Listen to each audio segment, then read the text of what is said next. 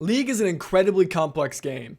There are currently over 160 champions with more on the way. And every single one of these champions each has 4 abilities.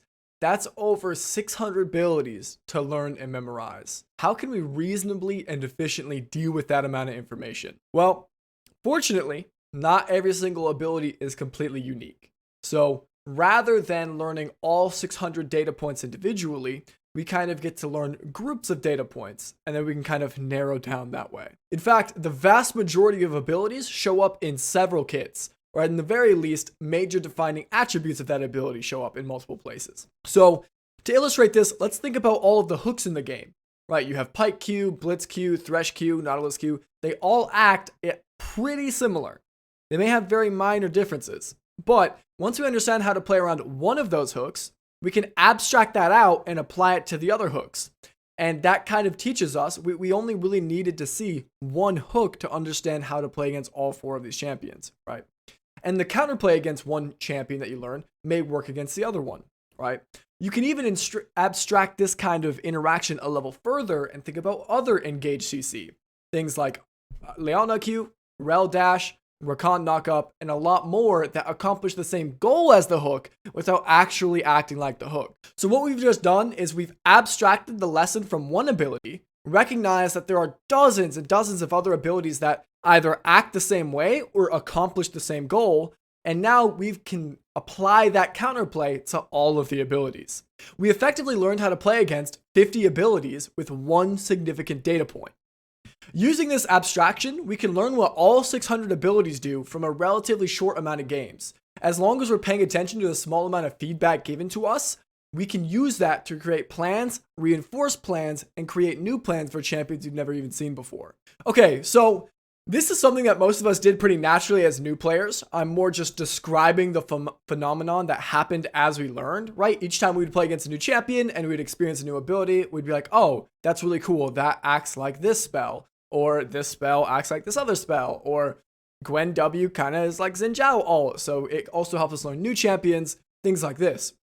The point of this video is to show how we can take this abstraction that we all do pretty naturally and apply it to groups of champions to create plans against champions we haven't really played against a lot, help us learn new champions, and how to play against other champions, right? So just like spells are similar to spells, champions are similar to champions. So champions have similar traits, and if they have similar traits, they have similar goals. If they have similar goals, they have similar counterplay. And that's really the key of today's video. If we can find champions, group them into similar groups, then we can know how to play against all champions, right? So understanding what a champion's identity is, what group they belong to, and understanding those abstract lessons of that group can help us really make sure our game plans are set and make sure we're approaching every game in the right manner. Right. Another thing this concept can do is it can facilitate our confidence in current game plans. If you take 2 champions from the same group and you play against them very differently, for example, let's take Vel'Koz and Xerath. They're both poke mages, they're both long range, their abilities work very similarly. If you're playing against these champions uniquely, that means your game plan probably isn't very strong or confident against poke mages, right? So you can kind of take all of the poke mages and say, what do these guys do? How can we consistently across the 4 of them, or however many poke mages you're identifying, can we create a repeatable game plan that works, right? So you can use this to create and gain confidence in game plans. And lastly, you can use this approach to learn new champions, right? Because if you're learning Xerath, now you can not only pull from your knowledge pool of Xerath, but you can also pull from your knowledge pool from Vel'Koz and Ziggs and even other champions that do similar things. You can say, oh, this situation, we can do what a Ziggs would do, right? Or what I've seen a Ziggs do in my own games, or what I've seen in LCS or whatever, right? So it effectively broadens our pool of data points to grab from, right? So, okay, part 2 of this video, we're going to put some of these ideas into practice. Now, I'm going to go through some different groupings of mid lane champions. I'm doing mid lane because that's the role I play the most right now. It's also the role I coach the most.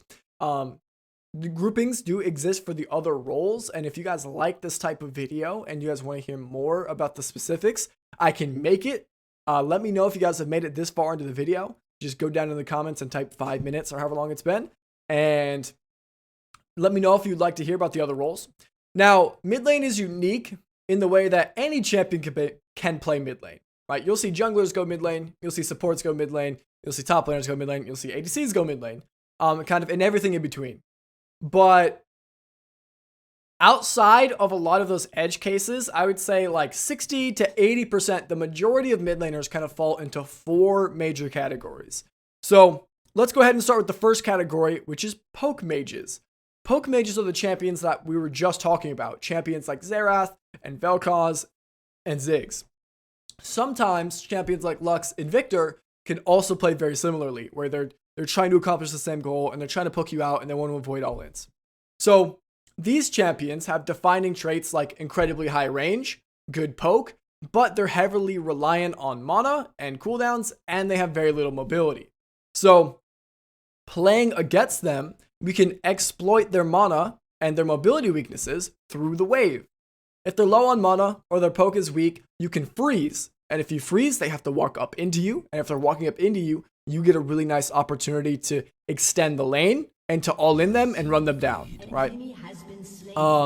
If their poke is strong and they have lots of mana, we can shove waves into them so that they have to use their spells on the wave so we can keep getting CS, right? If they don't use their spells on the wave, we'll gain a CS advantage incredibly quickly, right? So you would stand off of the wave, you would push it into them, and as they cast on the wave, you can punish them for it, right? You can trade into them, they'll lose some minions if they don't, or if they cast on you, they'll just lose minions, and you get to have a free reset because you just crashed the wave, right? Now, if you're playing as the poke mage, you'd want to avoid those two situations. You don't want people to all in you and run you down, and you also don't want to run out of mana. To do that, we want to keep the wave in the middle or maybe slightly pushing away, and we want to utilize our auto attacks early on so we can kind of control the wave. If we have to use our spells, we're going to end up using inefficient spells. And if we have inefficient spells, we'll run out of mana. And if we run out of mana, bad things happen, right? So the name of the game is mana management. So the next question is, well, what's an efficient cooldown? How do you use your mana efficiently? This means the more things you can accomplish with your cooldown, the more efficient it is, right? So if you hit the whole wave and you poke the enemy champion and you proc your runes, right? Maybe it's first strike and mana flow. That is like a really efficient cooldown because you did like 4 or 5 different things, right? But if you just throw your spell out into Narnia and you miss everything and you hit nothing, that's a really inefficient cooldown, right? Because now your spell goes on cooldown and you lose all that mana and you gained nothing for it. No pressure, no resource advantage, no minions, no wave control, nothing. So as the poke mage, you really want to aim for efficient cooldowns. Okay, so the second type of mid champions are control mages. Now, these are like the classic fundamental mage fantasy class. This group contains champions like Orianna and Victor and Azir and maybe like Anivia and champions like this. So these champions are kind of similar to poke mage in that they have very high range and they have good poke. However, they have slightly less range, but they have a little bit more poke or a little bit more damage, and they have more utility to trade off for it, right? Orianna and Victor, right? They have very good zone control. They have very good ultimates for team fights, that kind of thing. And their range isn't quite as big, so they're a little bit easier to get onto. This means they're a lot easier to get into all-in positions, right? We don't need to force their mana down to force them to step up. We could just kind of create freezes and all-in them that way. We really want to find ways to avoid getting poked out. So, create freezes, keep the wave in the middle, and when they step up, we try to bait out their spell. Maybe we'll use our REW or our Annie E to kind of get out of the way, dodge the poke, and then we jump on them and all in them. Because if we get on top of them, we'll do way more damage than they're able to handle, and we'll do way more damage than them if we take a fair trade, right? Their goal is to whittle you down without you hitting them back. If you can hit them back, if you can give some back to them, they will melt at that, right? Because we tend to do much more burst damage or all-in damage if we're not playing the control mage. So you really want to try to set up good all-ins. You want to abuse their cooldowns and try to dodge them. And you can force this kind of stuff through freezes or slow pushes and reacting well to their abilities. If you have a really slow push, they have to step up to get the minions. Now, if they don't step up, then you crash the wave, they lose the minions, and then you get to roam. And typically, you can out-roam these control mages as well, especially if you're playing like an assassin. Because your 2v2 will be better, you rotate through the map faster, and your gank setup's better, right? Now, if you're playing as the control mage, you want to keep the wave in a spot where you can poke easily and predictably. right? So you would want to keep the wave maybe in the middle. So if it's in the middle, you can poke them, but you're also relatively close to your tower, and you can walk back, you're safe from ganks, and you can just kind of keep throwing spells at them. You also want to play relatively slower than the people you're playing against because you tend to outscale people, right? If you're playing against an assassin or a dueler or a yone, whatever, you're going to outscale them. You're going to be more impactful in the team fight. So if you can play slow, avoid 2v2s, avoid roaming, CS incredibly well, right? These champions are very incredibly CS reliant, and kind of more just farming and poking in lane, that will pay you really big dividends, right? If you can slow down the game and avoid getting into the chaos with the other champions. Okay, the third type of champion in mid are the assassins and burst mages. Now, I kind of group these in the same category. The biggest difference between assassins and burst mages is pretty much just the range, right? Burst mages are champions like Zoe, Vex, Annie, where assassins would be like classic assassins like Zed, Talon, FaZe, Kiana. These two types of champions play pretty much identical. They have very similar jobs, they do very similar things, they have very similar strengths, weaknesses, and counterplay. So I group them as one thing. These champions have much lower range than mages, but they have incredibly high burst damage, and they have more mobility to make up for it, right? So that makes these champions very good at ganking, good at roaming, good at skirmishing, 2v2s. They're good at looking for solo kills. But they tend not to scale as well. They tend not to play team fights as well. And they tend to want to be a little bit more early game, right? So if we're playing against an assassin, we want to really avoid their chaos, their power spikes, and their kind of solo kill threat, right? So we want to avoid all-ins, right? So you want to avoid them freezing into you. You want to avoid these really swingy, slow pushy lanes where they get to stack up 2 or 3 waves and crash them on you, or you stack up 2 or 3 into them. You want to keep the wave in the middle. You want to cut out all of that chaos, keep the wave slow, patient, poke them out. Don't really let them poke you or roam for free. These champions are also very power spike orientated. This means that they spike really, really hard when they spike, and if they're not on a power spike, they tend to be a lot weaker. So pretty much every assassin is going to spike really hard at level 3 and really hard at level 6. So you want to play around that, right? Make sure the wave's in the spot where you can be safe when they're hitting level 3 and when they're hitting level 6. And the last thing is you really want to avoid them getting good roams off, right? I'll see a lot of like Victor players freeze into Katarinas. They'll bring me the VOD and they'll be like, yo, JS, Katarina went bottom and she got a triple kill. How can I play around this? It's unplayable. I pinged and everything. It's my team's fault. And it's like, no, if you're freezing into a Katarina, you give her the roam prio. So she's just going to leave, right? And that's what she wants to do. So avoid letting them do that.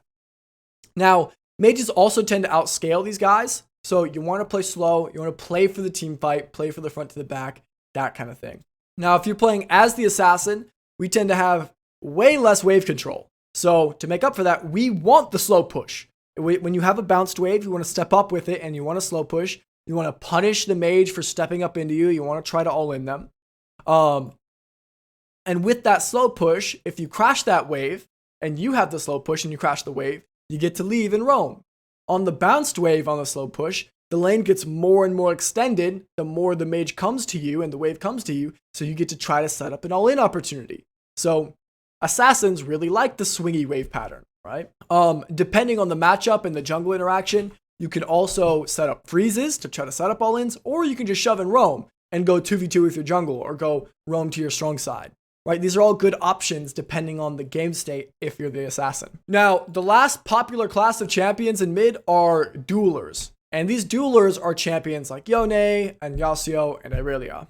These champions are similar to assassins in the way that they want to get solo kills, but they don't have the ability to 2v2 or to skirmish or to roam quite as well, right? So that means these guys love freezes. If you're playing a dueler, you really want to set up freezes and set up all-ins.